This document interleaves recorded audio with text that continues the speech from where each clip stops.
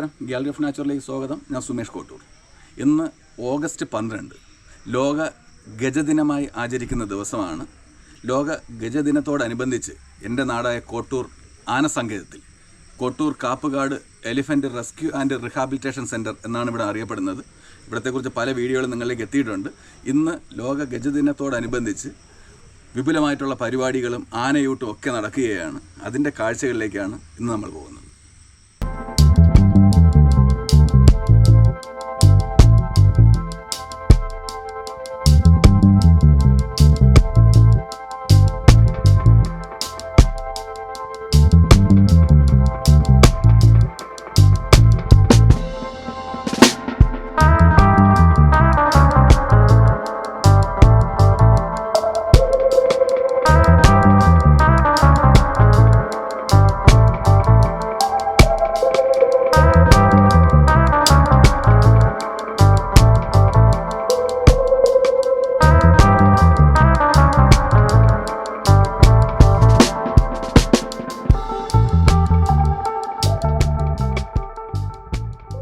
രാവിലെ ആനകളുടെ കുളിയെല്ലാം കുളി കഴിഞ്ഞ് നേരെ ഇവിടെയാണ് കൊണ്ടുവന്നത്. ഇവിടെ വെച്ചൊരു നോർമലി ഫീഡിംഗ് ഉണ്ട്. രാവിലത്തെ ബ്രേക്ക്ഫാസ്റ്റ് പോലെ ഒരു നോർമലി ഫീഡിംഗ് ഉണ്ട്.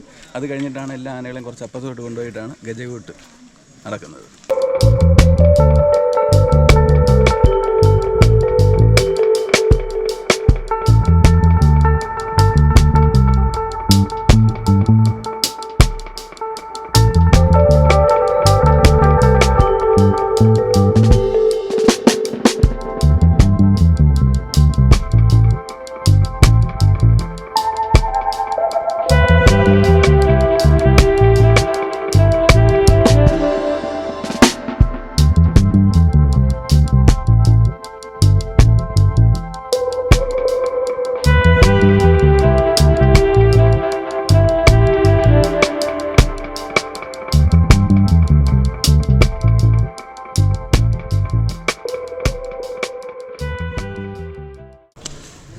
അരിയുണ്ട്, പയർ, പിന്നെ കൂരവ്, മുതിര, ഗോതമ്പ്, മാവ്, ഇതെല്ലാം കൂടെ മിക്സ് ചെയ്ത് മഞ്ഞപ്പൊടി, ഉപ്പ്. ഇത് ഇന്ന് മാത്രമാണ് ഇങ്ങനെ കൊടുക്കുന്നത്? 2 നേരം കൊടുക്കും. രാവിലെ വേറെ എന്തൊക്കെയാണ് കൊടുക്കുന്നത്? 200 കിലോ പുല്ലുണ്ട്. പ്രായത്തിൻ്റെ അനുസരിച്ചാണ്. കൂടുതൽ തൂക്കമുള്ളതുകൊണ്ട് കുറച്ച് തൂക്കമുള്ളത് അതെടുത്ത് ഇപ്പുറത്തിട്ട് ശർക്കര നിങ്ങൾ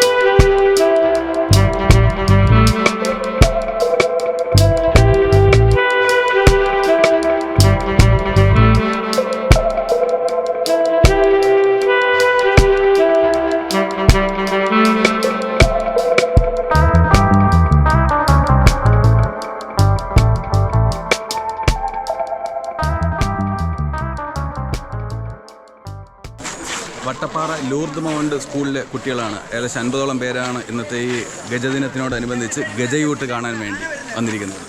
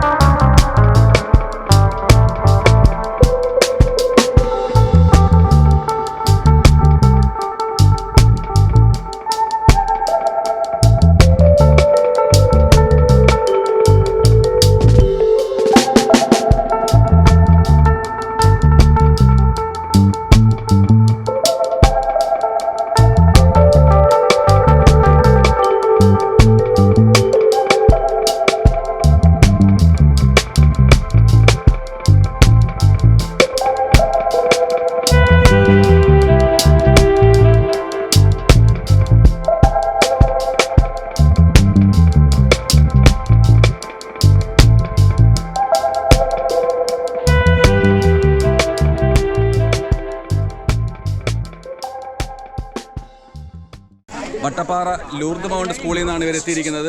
ഏകദേശം 50ഓളം കുട്ടികൾ വന്നിട്ടുണ്ട്. ഈ 2 ടീച്ചർമാരാണ്. അവരോട് ഞാൻ ചോദിക്കുന്നത് ഇന്നത്തെ ഈ ദിവസവും ഇവിടുത്തെ പ്രത്യേകതയും ഇവിടെ വന്നിട്ടുള്ള നിങ്ങളുടെ ഒരു അനുഭവം എന്ന് പറയാമോ? ക്ലാസ് മിസ്സാവുമെന്നായിരുന്നു ആദ്യം വിചാരിച്ചത്. എന്നാലും ഇവിടെ വന്നപ്പോൾ മനസ്സ് നിറഞ്ഞു. ഇത് കാണാൻ പറ്റിയല്ലോ ഒരു അനുഭവമായിരുന്നു ഇതൊക്കെ. നിങ്ങളുടെ സ്കൂളിൽ നിന്ന് ആദ്യമായിട്ടാണോ ഇവിടെ വരുന്നത്? അതെ അതെ. മുറ്റത്തെ മുല്ലേക്ക് മണമില്ലെന്ന് പറയും പോലെ ഇത് ലോകം അറിയപ്പെടുന്ന ഒരു സ്ഥലമായിട്ട് മാറി. ജസ്റ്റ് ഒന്ന് കണ്ടിട്ട് പോയിട്ടേ ഉള്ളൂ. ഇതുപോലെ വിളിക്കുന്നത് ഫുഡ് കൊടുക്കുന്നതൊന്നും ഞങ്ങൾ അങ്ങനെ മാത്രമല്ല ഇത് ബോട്ട് സർവീസ് ഉണ്ട്. നെയ്യാർ ഡാമിലേക്ക് ഇവിടുന്ന് പോകാം.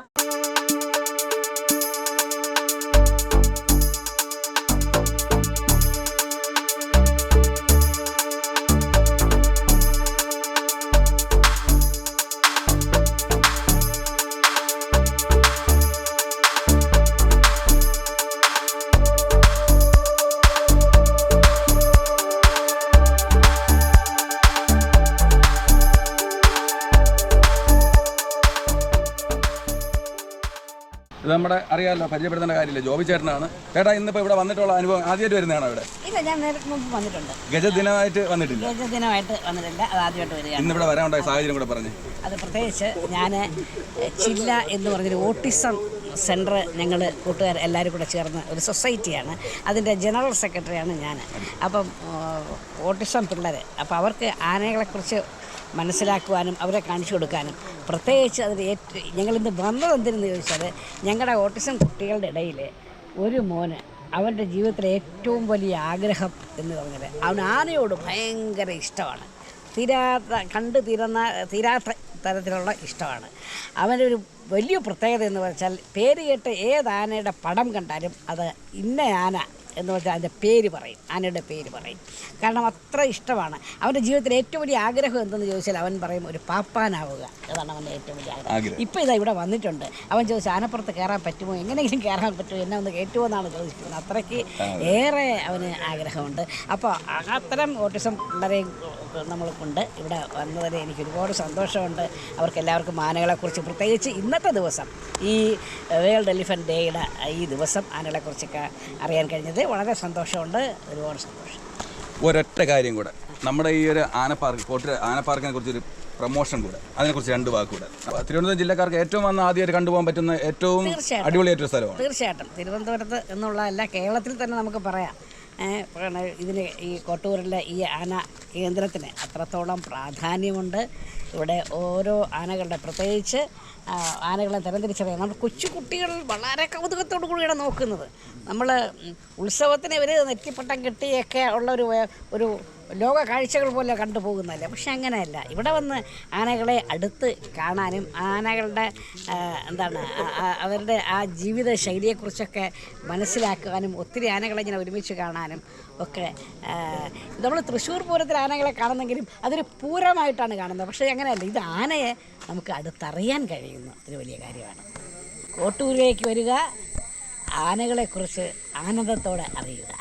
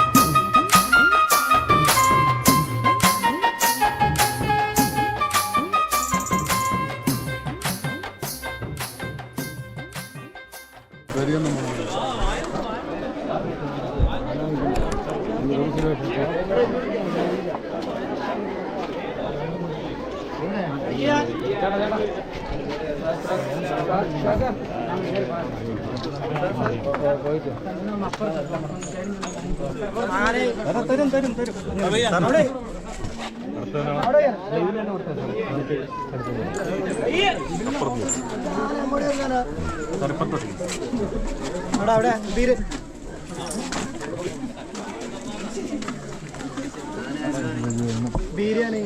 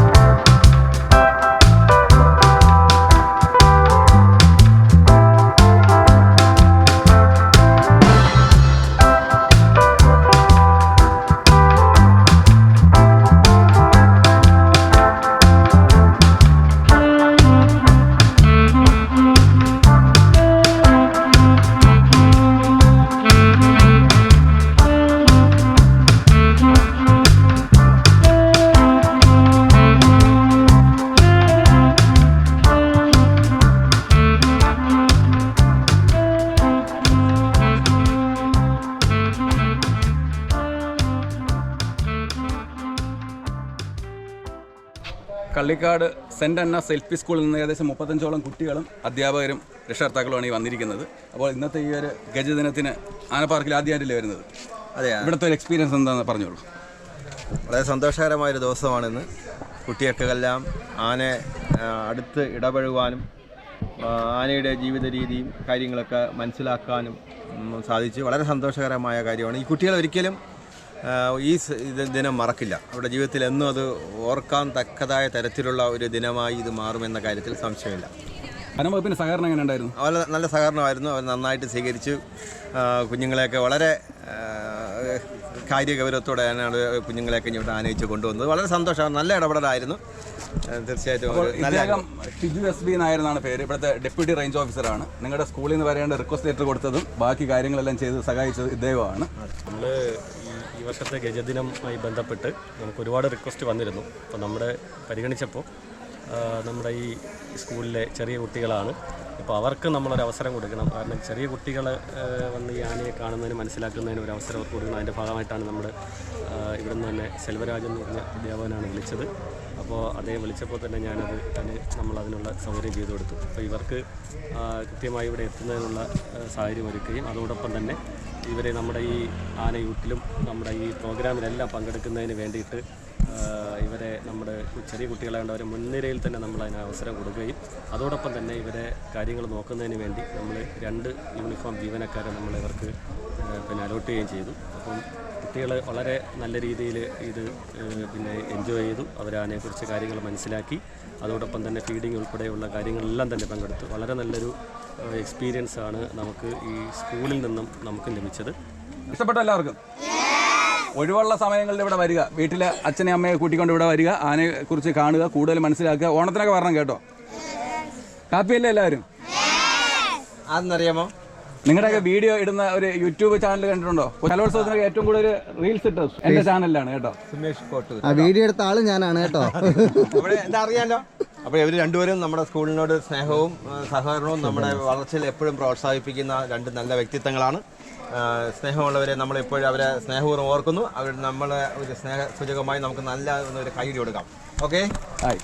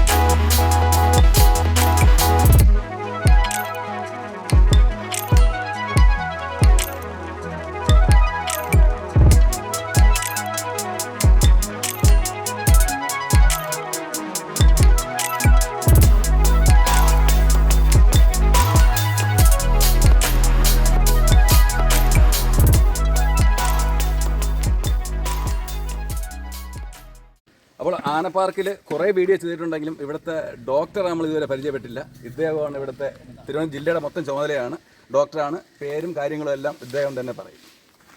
ഡോക്ടർ അരുൺകുമാർ എന്നാണ്, assistant forest veterinary officer Trivandrum ആണ്. നമ്മളിവിടെ ബേസിക്കലി ആന ക്യാമ്പിൽ നമുക്കിവിടെ 15 ആനയാണുള്ളത്. നമ്മുടെ പല പല തലത്തിൽ നമ്മൾ റെസ്ക്യൂ ചെയ്യപ്പെട്ടതും അബണ്ടൻ്റ് ആയതും പിന്നെ എന്തെങ്കിലും നമ്മുടെ ക്യാപ്റ്റീവ് എലിഫൻസിനെ എന്തെങ്കിലും പിടിച്ചെടുക്കുക അങ്ങനെയുള്ള ചെയ്തിട്ടുള്ള പലതരത്തിലുള്ള ആനകളാണ് നമുക്കിവിടെ 15 തരത്തിലുള്ള ആനകളാണ് ഉള്ളത് ഇവിടെ 15 സ്ഥലത്തായിട്ട് നമ്മൾ മാനേജ് ചെയ്യുകയാണ്. ഓരോന്നിനും ഓരോ ഇൻഡിവിജ്വൽ നീഡ്സ് ഉണ്ടാവും. അപ്പോൾ അതിനനുസരിച്ച് നമ്മൾ അവരുടെ കാര്യങ്ങൾ നമ്മൾ നോക്കി അങ്ങനെയുള്ള നീഡ്സിനനുസരിച്ചുള്ള ഷെഡ്യൂളും റുട്ടീനുമാണ് നമ്മളിവിടെ മാനേജ് ചെയ്യുന്നത് ഓരോ ആനയും. ഗജദിനത്തിൻ്റെ പ്രത്യേകത എന്ന് പറഞ്ഞാൽ അതിൻ്റെ ഇമ്പോർട്ടൻസ് ഏറ്റവും കൂടുതൽ എന്ന് പറഞ്ഞാൽ എലിഫൻറ്റ് എന്നുള്ളതിൻ്റെ ആകെ മൊത്തത്തിലൊരു ഇമ്പോർട്ടൻസ് ആണ് നമുക്ക് ഉണ്ടാവേണ്ടത്. കാരണം ഏഷ്യൻ എലിഫൻ്റ് ആണെങ്കിൽ എൻഡേഞ്ചേർഡ് ആയിട്ടുള്ള ഒരു സ്പീഷീസാണ്. അതുപോലെ തന്നെയാണ് ആഫ്രിക്കൻ എലിഫൻസ് എന്ന് പറഞ്ഞാൽ വൾണറബിൾ ആയിട്ടുള്ള സ്പീഷീസാണ്. പക്ഷേ അതുപോലെ എലിഫൻസിൻ്റെ ഒരു ഫോറസ്റ്റിലെ ധർമ്മമാണ് അതിൻ്റെ ഏറ്റവും പ്രധാനം. അതായത് ഫംഗ്ഷൻ എന്താണെന്നുള്ളത്.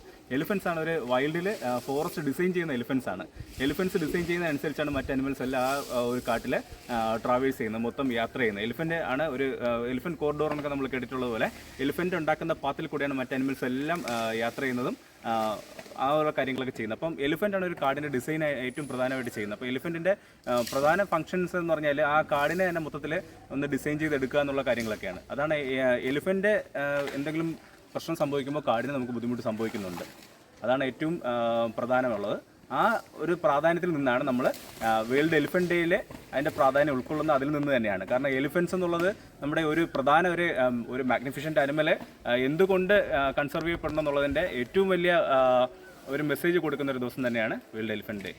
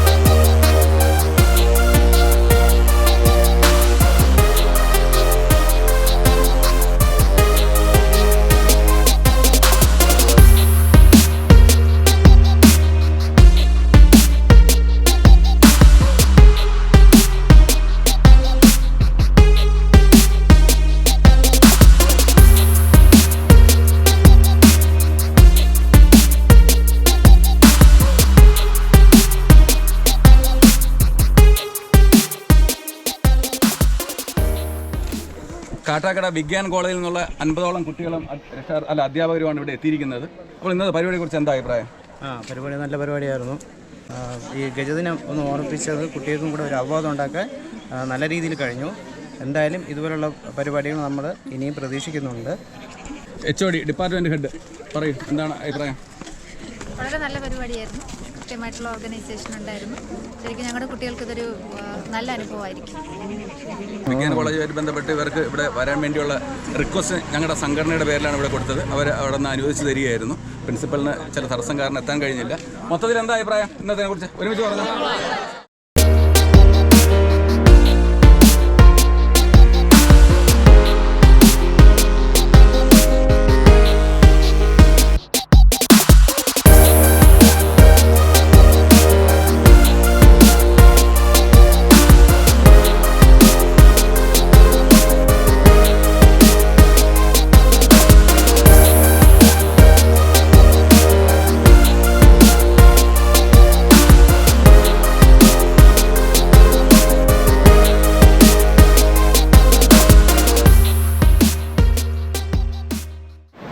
പാറയ്ക്കൽ ശ്രീനാരായണ ഹയർ സെക്കൻഡറി സ്കൂളിൽ 45ഓളം വിദ്യാർത്ഥികളും അധ്യാപകരുമാണ് ഇവിടെ എത്തിയിരിക്കുന്നത്. അതിലിപ്പോൾ NSSനെ പ്രതിനിധീകരിച്ച് ഇവിടെ ഒരു ലഹരിക്കെതിരെ ഒരു ശില്പ നടത്തിയിട്ടുണ്ടായിരുന്നു. അപ്പോൾ ഇന്നത്തെ പരിപാടിയെക്കുറിച്ച് സാറിൻ്റെ ഒരു അഭിപ്രായം കൂടെ പറഞ്ഞു. എൻ്റെ പേര് അജിത് രാജ് എന്നാണ്. ഞാൻ നാഷണൽ സർവീസ് സ്കീമിൻ്റെ പ്രോഗ്രാം ഓഫീസറായിട്ട് 9 വർഷമായിട്ട് ചുമതല വഹിക്കുകയാണ്. സെക്കൻഡറി വിഭാഗം കുടി എന്നുള്ള നൃത്തശില്പമാണ് ഇവിടെ കുട്ടികൾ ആവിഷ്കരിച്ച് നടപ്പിലാക്കിയത്. ഇത് സംസ്ഥാന തലത്തിൽ തന്നെ ബഹുമാനപ്പെട്ട കേരള സർക്കാരിൻ്റെയും നാഷണൽ സർവീസ് സ്കീമിൻ്റെയും പ്രത്യേകമായ ഒരു പ്രോഗ്രാമാണ്. കുട്ടികളിൽ വളർന്നു വരുന്ന ലഹരിക്കെതിരെയുള്ള പലതരത്തിലുള്ള ലഹരികളുണ്ട്. കുട്ടികളിൽ ആ ഒരു അവബോധം വളർത്തിയെടുക്കുവാനും ജീവിതത്തിലേക്ക് കുട്ടികളെ തിരികെ കൊണ്ടുവരുവാനും പഠനത്തിൽ കുട്ടികൾക്ക് ശ്രദ്ധ കൊടുക്കുവാനും അക്കാഡമിക് പ്രവർത്തനങ്ങൾക്കൊപ്പം തന്നെ പാഠ്യേതര പ്രവർത്തനങ്ങൾ കുട്ടികൾക്ക് ധാരാളം പങ്കാളിത്തം കിട്ടുവാൻ വേണ്ടിയിട്ട് ഒരു ബോധവൽക്കരണ പ്രവർത്തനത്തിൻ്റെ ഭാഗമായിട്ടാണ് നാഷണൽ സർവീസ് സ്കീം കുടി എന്ന നൃത്തശില്പം ആവിഷ്കരിച്ചിവിടെ നടപ്പിലാക്കിയത്. ഇത് നമ്മുടെ ജില്ലയുടെ നെടുമങ്ങാട് വിദ്യാഭ്യാസ ജില്ലയുടെ പല ഭാഗങ്ങളിൽ ഈ ആൻറ്റി നാർക്കോട്ടിക് പ്രവർത്തനങ്ങളുടെ ഭാഗമായിട്ട് ഞങ്ങൾ അവതരിപ്പിക്കുന്നു. ഇപ്പോൾ പല കാലങ്ങളിലായി നമ്മൾ പ്രോഗ്രാമുകൾ ചെയ്തുവെങ്കിലും എനിക്ക് എൻ്റെ അനുഭവത്തിൽ നിന്ന് അധ്യാപക ജോലി ഞാൻ മനസ്സിലാക്കിയത് ലഹരി വിരുദ്ധ പ്രവർത്തനങ്ങൾ വളരെയധികം പ്രാധാന്യമുള്ളതാണ്. നമ്മൾ അറിഞ്ഞും അറിയാതെയും നമ്മുടെ കുട്ടികൾ ഇതിൻ്റെ ഭാഗമായി മാറുന്നുണ്ട്. നമ്മൾ നന്നായി പഠിക്കുന്ന ഒരു കുട്ടിയെന്ന് പറഞ്ഞിട്ട് ആ കുട്ടി ലഹരി ഉപയോഗിക്കുന്നില്ല എന്നുള്ളതല്ല. എൻ്റെ ഒരു അനുഭവത്തിൽ ഞാൻ പറയുക, ഈ കുട്ടികളെ നമ്മൾ വളരെ ശ്രദ്ധാപൂർവ്വം ശ്രദ്ധിച്ചാൽ മാത്രമേ ഇവർ ഈ നാർക്കോട്ടിക്സിൻ്റെ കെട്ടുപാടിൽ പെട്ടുവെന്ന് മനസ്സിലാക്കേണ്ടത്. അതിൽ ഏറ്റവും വലിയ പങ്കുള്ളത് തീർച്ചയായും രക്ഷകർത്താക്കൾക്കും ഒപ്പം അധ്യാപകർക്കുമാണ്. അധ്യാപകരുടെ പങ്ക് സ്കൂളിൽ അവസാനിപ്പിക്കുമെങ്കിലും വീടുകളിൽ വരുന്ന സമയത്ത് കുട്ടികളെ വളരെ കെയർഫുള്ളായിട്ട് വാച്ച് ചെയ്യാനായിട്ട് ഓരോ രക്ഷകർത്താവും ശ്രമിക്കണം. ഗജദിനത്തെക്കുറിച്ച് എന്താണ് അഭിപ്രായം? ഇവിടെ വരാനുണ്ടായ സാഹചര്യം ഞങ്ങൾ തൊട്ടടുത്ത് ഉള്ള സ്കൂളിലെ കുട്ടികളാണ്. അപ്പോൾ ഈ ഗജദിനം ഈ കുട്ടികൾക്ക് ഇതുവരെയും ഇങ്ങനെ ഒരു പ്രോഗ്രാമിൽ ഇവർ പങ്കെടുത്തിട്ടില്ല. അപ്പോൾ എന്താണ് വനസംരക്ഷണത്തിൻ്റെ പ്രാധാന്യം, എന്തുകൊണ്ട് നമ്മൾ വന്യമൃഗങ്ങളെ സംരക്ഷിക്കും, അതിനൊപ്പം തന്നെ ഈ പരിസ്ഥിതിയെ സംരക്ഷിച്ച് നിർത്തുന്നതിൽ വന്യമൃഗങ്ങൾക്കൊപ്പം ആനയ്ക്ക് എന്തുമാത്രം പ്രാധാന്യമുണ്ടോ എന്ന് കുട്ടികൾക്ക് ബോധവൽക്കരണം നടത്തുവാൻ കിട്ടിയ വളരെ അസുലഭമായ സന്ദർഭമാണ് ഈ കുട്ടികൾക്ക് കിട്ടിയത്. പ്രത്യേകമായിട്ട് ഇന്നത്തെ ഈ ക്ലാസ് എടുത്ത ഉദ്യോഗസ്ഥരുമൊക്കെ വളരെ നല്ല രീതിയിൽ കുട്ടികൾ ക്ലാസ്സുകൾ പാടുന്നത്.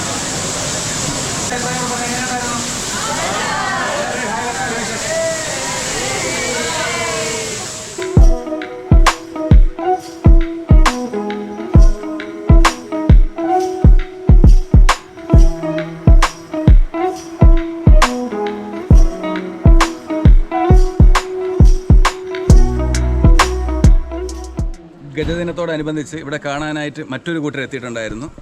കരകുളത്ത് പ്രവർത്തിക്കുന്ന ചില്ല സെൻറ്റർ ഫോർ ഹാബിലിറ്റേഷൻ. ബാക്കി ഡീറ്റെയിൽസ് അതിൻ്റെ ചുമതലപ്പെട്ടവർ തന്നെ പറയും. സാർ തന്നെ പറയും. സാറിൻ്റെ പേര്? എൻ്റെ പേര് അനിൽ. ഞാൻ ജില്ലയുടെ ഡയറക്ടറാണ്. നമ്മൾ ലോക ആന ദിനത്തോടനുബന്ധിച്ചിട്ട് ഞങ്ങളുടെ കുട്ടികളെയും കൊണ്ട് ഇവിടെ വന്ന് ആനയെപ്പറ്റി കൂടുതൽ മനസ്സിലാക്കാൻ, കാടിനെപ്പറ്റി കൂടുതൽ മനസ്സിലാക്കാൻ, കാലാവസ്ഥ വ്യതിയാനത്തെപ്പറ്റി മനസ്സിലാക്കാനൊക്കെയാണ് നമ്മൾ വന്നിരിക്കുന്നത്. നമ്മുടെ കൂടെ ആണെങ്കിൽ ഒരാൾ വളരെ ആനപ്രേമിയാണ്. ആനപ്രേമി എന്ന് പറയുമ്പോൾ നമ്മൾ പൊതുവേ ഉള്ള ആളുകളുടെ ഒരു ആനപ്രേമിയെ പറ്റിയൊരു സങ്കല്പം എന്ന് പറയുന്നത് ആനയെ ഇങ്ങനെ ചങ്ങലക്കിട്ട് വെയിലത്ത് നിർത്തുന്നത് കണ്ട് ആസ്വദിക്കുന്ന ആളുകളാണ് ആനപ്രേമികളെന്നാണ്. പക്ഷേ വ്യത്യസ്തനായിട്ടൊരു ആനപ്രേമിയുണ്ട്. ആനയെ പറ്റിയുള്ള ഡീറ്റെയിലൊക്കെ അറിയാവുന്ന, ആനയെ ആത്മാർത്ഥമായിട്ട് സ്നേഹിക്കുന്ന, ആനയെ ചങ്ങലക്കിടിയല്ല വേണ്ടത്, അതിൻ്റെ ഒരു ആവാസ വ്യവസ്ഥയിൽ ജീവിക്കാൻ അനുവദിക്കുകയെന്ന് പറയുന്ന ഒരു ആനപ്രേമിയായിട്ടുള്ള കുട്ടി നമ്മളോടുണ്ട്. വിമൽ പറയാം ആനയെ പറ്റിയിട്ട്. ആന ഒരു കരയിലെ ഏറ്റവും വലിയ മൃഗമാണ് ആന എന്ന് പറയുന്നത്. പിന്നെ ആനയടുത്തൊക്കെ പോകുമ്പോൾ പാപ്പാനില്ല നമുക്ക് ആർക്കും അടുത്ത് പോകാൻ പറ്റില്ല. പിന്നെ മതപ്പാട് സമയത്താണ് കൂടുതലും ആനയെ നമ്മൾ പേടിക്കേണ്ടതും. പിന്നെ ചില സമയങ്ങളിൽ പാപ്പന്മാർ അടുത്തുണ്ടെങ്കിലും ആനയുടെ സ്വഭാവം പെട്ടെന്ന് മാറും. ചില സാഹചര്യങ്ങളിൽ പാപ്പന്മാർക്ക് പോലും രക്ഷിക്കാൻ പറ്റാത്തൊരു ഇതാണ്. നമ്മൾ ആനയെ പേടിക്കുകയും വേണം, ആനയെ സ്നേഹിക്കുകയും വേണം. ഇവിടെ ആദ്യമായിട്ട് വരുന്നതാണോ?